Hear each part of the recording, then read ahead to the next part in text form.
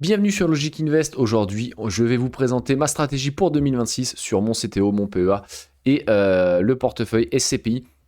Et je vais être le plus clair possible, le plus transparent possible. Et on est directement parti. Mon objectif principal avec ce portefeuille, c'est gagner ma liberté financière. Pourquoi? Pour ne pas dépendre tout simplement que d'un revenu, pour essayer de diversifier ses sources de revenus. Et on va directement passer pour la présentation du CTO. Mon objectif sur le CTO, c'est 10 à 12% par an de rendement en utilisant les dividendes pour augmenter ses revenus. Ça veut dire quoi? C'est-à-dire que tous les dividendes que je vais toucher sur ce portefeuille, je vais les prendre mois après mois, année après année, pour augmenter mes revenus. Donc je ne vais pas réinvestir mes dividendes, donc je vais me frotter à l'imposition. C'est pas la meilleure stratégie en termes d'imposition pure. Il faudrait que plutôt que je réinvestisse, notamment dans le PEA, il faudrait quasiment que j'aille chercher aucun dividende dans le CTO et que j'aille chercher que des dividendes sur PEA, mais c'est pas forcément ce que je vise. Moi, ce que je vise, c'est vraiment de prendre des dividendes, augmenter mes revenus et augmenter tout simplement mon petit portefeuille mois après mois. On va aller voir qu'actuellement, le CTO est actuellement de 60% en partie ETF, 40% en partie action, et on va vers un rééquilibrage massif. 60% action, 40% pardon, ETF, si mes cibles sont à bon prix. Et là, va falloir être patient, parce que le marché est actuellement pas mal haut. Donc il va falloir dénicher des petites pépites. Et ma stratégie, c'est en stock picking. Mon DCA, pardon, c'est 1000 euros par mois. Et on est sur une poche quality de 10 à 12 actions maximum. Pour l'instant, on n'en a pas énormément. On a du Tencent, du Microsoft, du Ferrari, du Google, du Nvidia, Alibaba et Prada. Je vous montrerai tout ça sur mon courtier de Giro tout à l'heure. Et en poche dividende, je veux 7 à 9 actions maximum. On a du Vici Properties, du Coca-Cola, AXA, du Crédit Agricole, du Agri Realty et Realty Income. C'est des rates américaines, donc exactement comme Vici Properties, donc de l'immobilier américain, d'une Johnson Johnson et Weg Autoliner, sachant que Johnson Johnson et Weg Autoliner ne feront plus partie de mes actions à dividendes. Je vais les sortir. Alors je vais pas les vendre, mais je ne rechargerai pas dessus, donc en fait je vais pas les compter. Ça sera deux petites lignes qui seront là, qui auront le mérite d'exister. Je suis en plus-value dessus, j'ai pas du tout envie de les vendre pour pas payer d'impôts, mais je ne renforcerai pas. C'est pas des business qui m'intéressent. Je ne veux plus de format pharmaceutique et Weg Autoliner, c'est pas un business qui me paraît très pérenne pour avoir pour avoir des dividendes assez réguliers. Ça va être une boîte à dividendes, mais ça va être une boîte un peu cyclique et ça va être un petit peu compliqué là-dessus. Donc si je n'arrive pas à avoir mes prix cibles, donc j'ai une partie de ETF, on va aller voir un petit peu, et pareil, si j'ai pas mes 1000 euros sur du stock picking, je rebalance les 1000 euros sur les ETF. Les ETF, j'ai quoi comme ETF et quelle portion et quelle proportion surtout? J'ai 30% sur de l'Asie, donc Taïwan, Chine, Hong Kong, Indonésie, Thaïlande, Malaisie. J'ai pas ni de Japon ni d'Inde sur cet ETF là, pardon. Et la plus grosse position de l'ETF, c'est TSMC, qui est basé à Taïwan. Pourquoi l'Asie? Parce qu'il y a 2 milliards de personnes qui y vivent, 22% de la population mondiale. Donc pour moi, en 2026, il faudrait être complètement fou pour ne pas être investi en Asie. J'ai aussi 23% sur le S&P 500, c'est tout simplement les meilleures entreprises du monde, même si le S&P 500 est un peu, on peut clairement le dire, hein, est cher et surévalué. Je renforce quand même, je renforcerai aussi à la baisse, bien évidemment. On a 16% sur des dividendes monde, j'appelle comme ça, mais alors j'ai pas le nom exactement. Si ça vous intéresse, je pourrais vous donner les tickers des ETF. Donc on a de la finance, énormément de bancaire, de l'énergie, des matériaux utilitaires. C'est basé beaucoup au Canada, Pays-Bas, Royaume-Uni.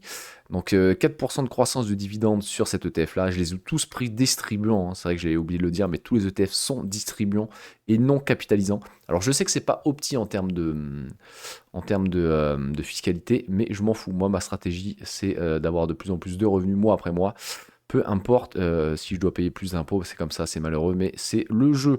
Donc on a 4% de croissance du dividende. Je crois que le dividende, il est autour de 4% sur ce ETF et 8% d'augmentation en 5 ans. Donc c'est assez sympa. J'ai joué aussi le rebond avec un pétrole bas sur 13% d'énergie pétrolière, avec toutes les majors pétrolières qu'on connaît, un Total. On a du ExxonMobil, etc. Chevron. 14% or, c'est un peu pour sécuriser un petit peu le portefeuille. et 4% d'obligations, c'est tout simplement du cash pour les crises. Ça augmente un petit peu mon rendement global et on a surtout un petit peu de cash dès que des crises se pointeront, dès qu'on aura des soldes, on aura un peu de cash pour réinvestir, sachant que j'ai toujours 5 à 10% du portefeuille en liquide que je peux investir n'importe quand. Le PEA, bon bah le PEA c'est un peu le parent pauvre hein, de la bourse.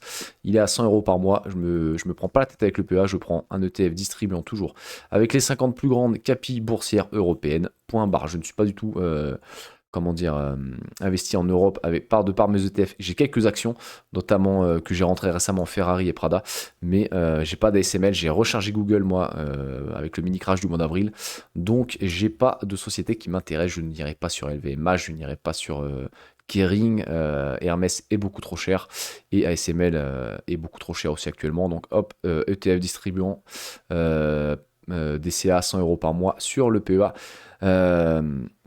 J'ai mis aussi cette petite photo, bien évidemment, hein, pour tous ceux qui veulent commencer la bourse.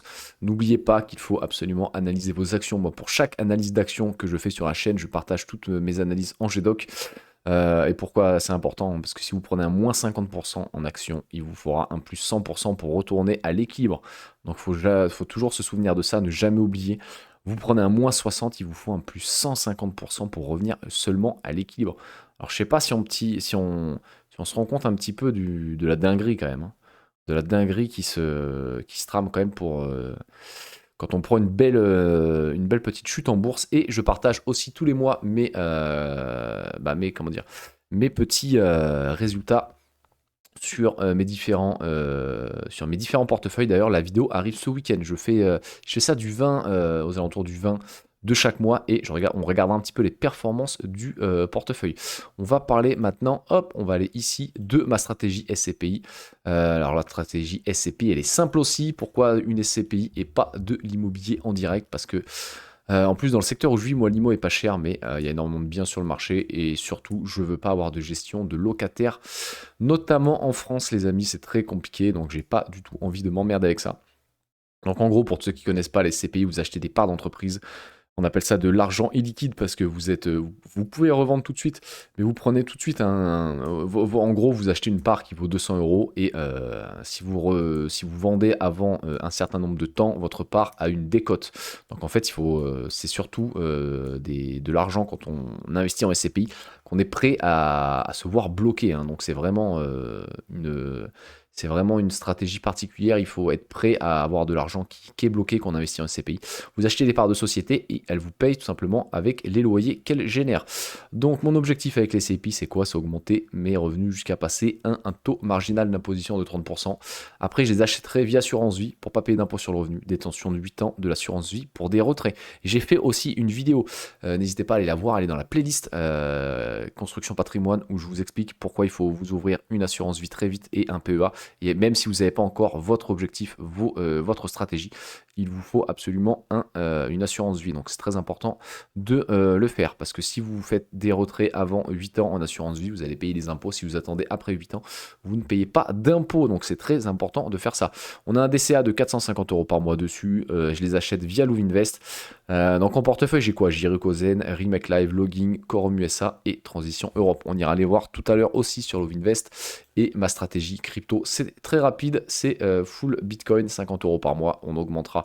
J'ai pour objectif de faire x2 tous les 2 ans sur mon DCA crypto. Alors sur les autres DCA, je peux pas, hein. Je vais pas faire x2 tous les 2 ans, même si je pense pouvoir les augmenter un petit moment.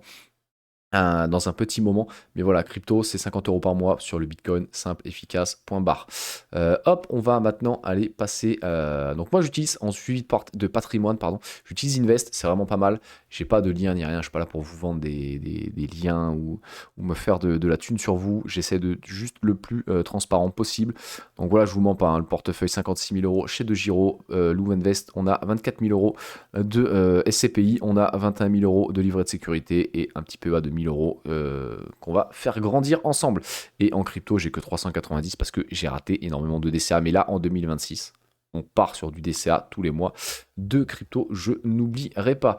On va aller voir le petit portefeuille. Le petit portefeuille, il est en vert aujourd'hui, hein, mais en termes de plus-value cumulée, j'ai vendu quelques lignes, donc j'avais un petit peu plus avant. Le portefeuille, depuis 2 ans, il est à 12% par an. Le portefeuille n'a que 2 ans d'activité. Il est assez jeune, mais en vrai, il est pas si mal que ça, hein. Regardez, on a du Alphabet, on a du Crédit Agricole, on a surtout des beaux petits pourcentages. On a Microsoft, Prada et Vici, les 3 dernières sociétés que j'ai rentrées récemment en DCA le mois dernier pour Vici et Microsoft. Et on a aussi Prada, que j'ai remis une petite cartouche sur Prada, avec j'ai fait pas mal de ventes. J'ai changé 2 lignes dans le portefeuille, je vous laisserai découvrir ça en suivi de portefeuille. Voilà mon petit portefeuille chez De Giro. On va passer maintenant hop en SCPI chez Louis Invest, 25 000 euros. Tout simplement, les amis, et on peut voir le patrimoine global à 100 000 euros de patrimoine brut. Pourquoi? Parce qu'on a un passif, mais on ne peut pas rajouter le prix de sa RP ici. Donc sinon, en patrimoine brut, on serait aux alentours de 300 000 euros, ce qui est plutôt sympatoche. Ce qui est pas mal aussi chez Invest, c'est qu'on peut faire des petites projections. Et moi, on a vu que ma stratégie, c'était quoi? C'est d'avoir un petit peu plus de revenus mois après mois, année après année. Et justement, on peut avoir une contribution avec votre contribution mensuelle. Regardez un petit peu les dividendes année par année qu'on peut toucher. On voit que j'ai un rendement actuel sur mon portefeuille CTO de 2%, avec des revenus annuels de 1074 euros pour l'instant. Actuellement, donc sans compter le DCA de 2026. Et on peut voir après, malheureusement, on ne peut pas changer la croissance des revenus. Ça serait, je l'ai demandé, chez Invest. J'ai fait petite demande de pouvoir changer la croissance des revenus. Pourquoi? Parce que historiquement, vous n'avez pas tous vos dividendes qui vont augmenter de 10%. Même si on est sur énormément de boîtes de quality. Donc on a quand même quelques boîtes de dividendes. Donc les boîtes à dividendes, ça va augmenter de 4 à 5% généralement. Quality, peut-être, c'est vrai que ça peut augmenter sur 2-3 ans de 10 à 15%. Mais c'est basé sur des croissances passées, en fait. Donc toutes sociétés, les sociétés que j'ai dans le portefeuille ont une croissance des revenus de 10% sur les 5 dernières années. Le problème, c'est est-ce qu'elles pourront encore faire 10%? Non. Donc j'aimerais bien pouvoir changer ce chiffre-là pour avoir des vraies estimations. Parce que vous voyez qu'une croissance à 8% annuelle, on est à 3100 euros. Par contre, vous prenez 10%, c'est 3300 sur 5 ans. Mais si vous voulez regarder vraiment loin, vous ne pouvez pas en fait. Parce que sur 20 ans, regardez, 16 000 euros à 8%, 22 000 euros à 10%. Donc en fait, ça change énormément les montants. Donc en fait, ça ne sert à rien de regarder au-delà de 5 ans. Mais on peut voir qu'au-delà de 5 ans, on serait, dans 5 ans, on serait à 3 000 euros de revenus. Donc ce qui est pas mal, hein, dans 5 ans, ça fait x3 en termes de revenus actuels sur vraiment un portefeuille qui est vraiment pas tourné de dividendes, hein. 2% de rendement, c'est vraiment pas incroyable. Mais je ne cherche pas forcément du rendement. Je cherche un petit mix des deux. Et bien évidemment, vous réinvestissez vos dividendes, vous avez plus d'argent. Moi, je ne réinvestis pas mes dividendes et peut-être que je rajouterai un petit peu d'argent dans mon DCA. On peut aller le faire pareil chez Louis Invest. Hop, on va aller ici. On va, hop, regarder un petit peu avec 450 euros. Actuellement, on est quasiment à 1900 euros de revenus actuels net. Et dans 5 ans, on serait quasiment à 5000. Même si en vrai, ouais, 5% de croissance, c'est un peu énorme pour des CPI. Généralement, on tourne aux alentours de 3 ou 4% d'augmentation. Donc on serait sur du 4500 euros. Donc plus dividende, plus CTO, plus SCPI, on serait quasiment sur du 8000 euros, sachant qu'aussi on aura un petit peu le PEA, mais le PEA, voilà, 36 euros, on va se calmer avec 100 euros de DCA par mois. On va essayer de le doubler aussi en 2 ans, le DCA sur PEA, pour augmenter un petit peu. Mais voilà, c'est 400 euros. Ça a le mérite d'exister, mais vous voyez, c'est pour ça que j'ai fait la première vidéo où je vous ai dit que tous ceux qui vous expliquaient qu'avec 50 euros, vous pouvez prendre votre retraite à 40 ans et arrêter et être millionnaire ou des conneries pareilles, non. C'est toujours bien de commencer avec même des petits montants, surtout si plus on est jeune, plus il faut commencer, même avec des petits montants, peu importe. Tant que vous êtes jeune et que vous investissez, c'est très très bien. Et après, on va essayer de doubler tout ça année après année en essayant un petit peu de... attendez, je vais peut-être pas montrer mon rendement de portefeuille si je veux faire une petite présentation des performances. Et c'est vrai que je ne l'ai pas dit, mais dans mon PEA, j'avais des anciennes actions, enfin des anciennes. Les toutes premières actions que j'ai achetées avant 2023. On voit que j'ai acheté du Ricard à 168 euros, la FDJ à 31 euros. J'ai fait des achats monstrueux, un peu n'importe comment. J'ai acheté d'ailleurs du Air Liquide à 155 il y a plus de 3 ans. Vous voyez qu'il n'y a pas un rendement énorme, hein. Mais bref, on n'est pas là pour parler de ça. On était là pour présenter ma stratégie. Donc voilà, un petit récap, c'est tout simplement pour gagner ma liberté financière, avoir un petit peu plus de dividendes pour augmenter mes revenus mois après mois, tout simplement pour pas, je veux pas être le plus riche du cimetière, je vais essayer d'augmenter un peu mes revenus, avoir plusieurs sources de revenus, et voilou.